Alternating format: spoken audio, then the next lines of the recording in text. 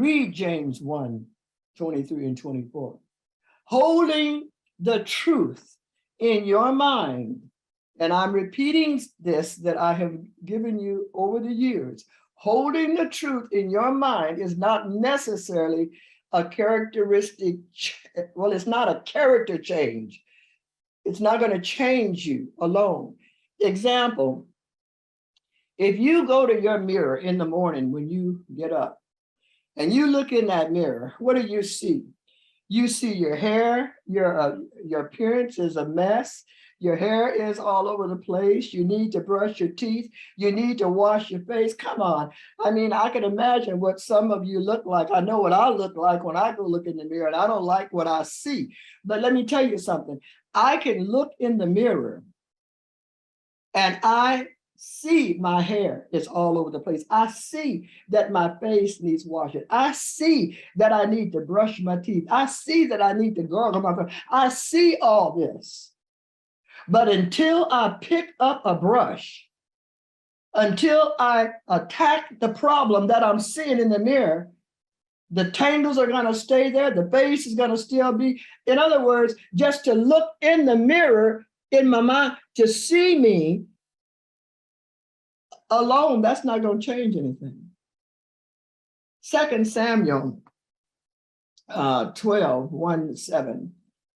And you need to read this. It speaks of, and we know the story, how that David had sinned with Bathsheba. He had taken her as his wife, and her husband, he set him up to murder, and he murdered him on the battlefield. We know that story. And so here he comes back, Bathsheba gets pregnant, and he had to hide it. He had to cover his sin. And how many know you can't cover your sin? You just can't cover it. So Nathan, the prophet, had to teach David. He had to teach him the seriousness and the repulsiveness of his hidden sin, his concealed sin, thinking that he had hidden it from God. And seeing it, he had to mirror it in someone else's life. So what did he do? God sometimes uses negative behaviors in people.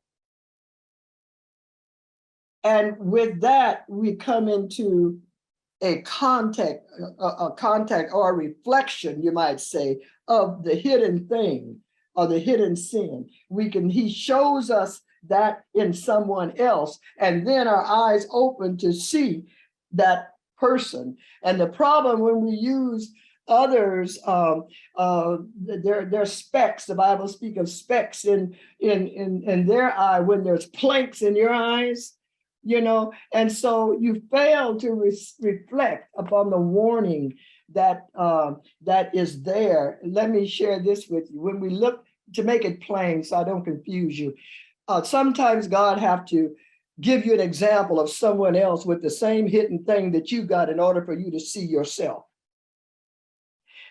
Look at your, when you drive your car, look at the mirror on the right. And what does it say on the bottom? It says objects in mirror are closer than they appear. In other words, when you look here, you see, you know, them, you know, but when you look over here, it's like they're very close, okay? And this is what I'm trying to get to you, that when you look into the mirror, the object is closer than you really see. So when David looked into the mirror of someone else, he saw himself. He saw himself. Nathan rebuked him. And listen to this. The Lord sent Nathan to David. And when he came to him, there were two men in a certain town, he told him, one rich, one poor.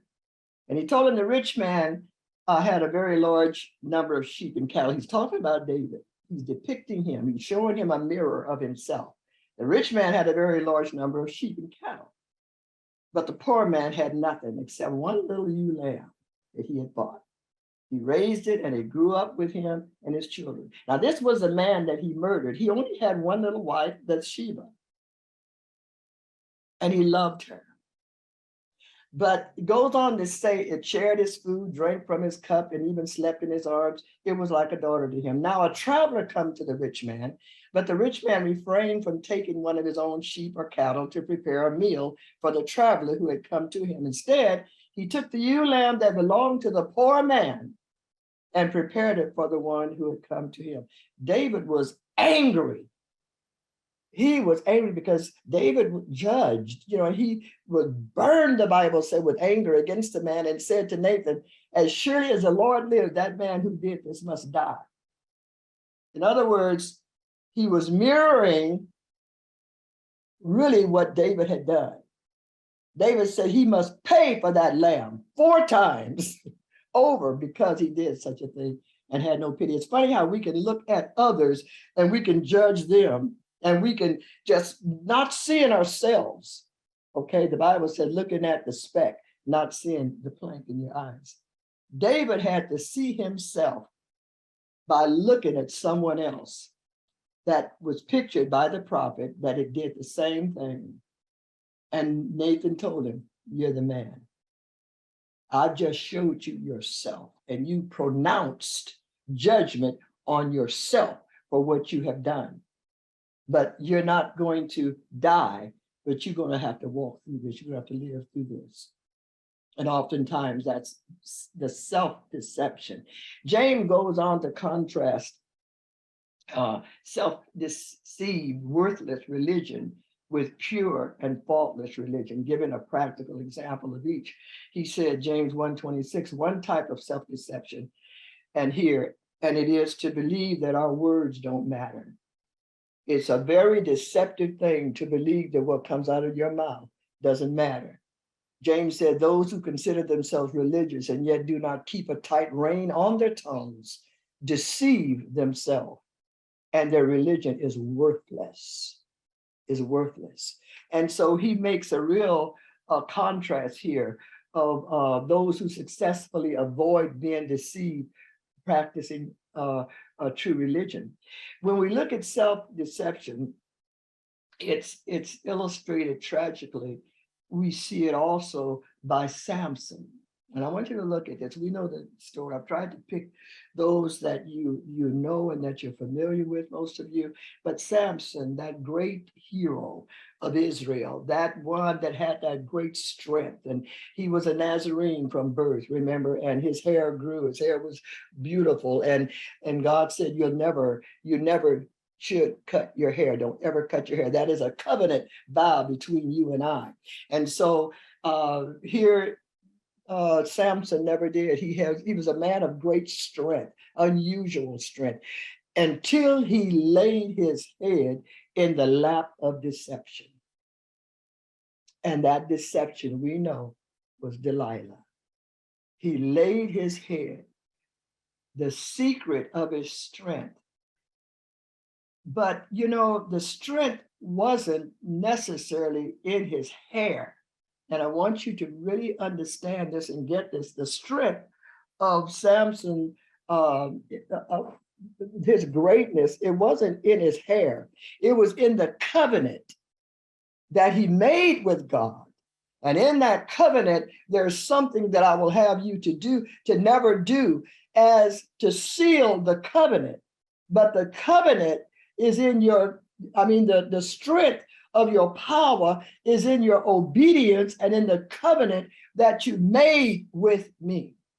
So when he lays his head in Delilah's lap, which he never should have done, you would have thought he would have caught it by her constantly saying, Samson, Samson, the Philistines are upon you. And he would jump up and he would kill them all. A number of times this happened. You would have thought he would have got it. But when you get bound by lust, and he had such a strong lust for this woman that he continued until finally she got through to him, tell me where your strength lies.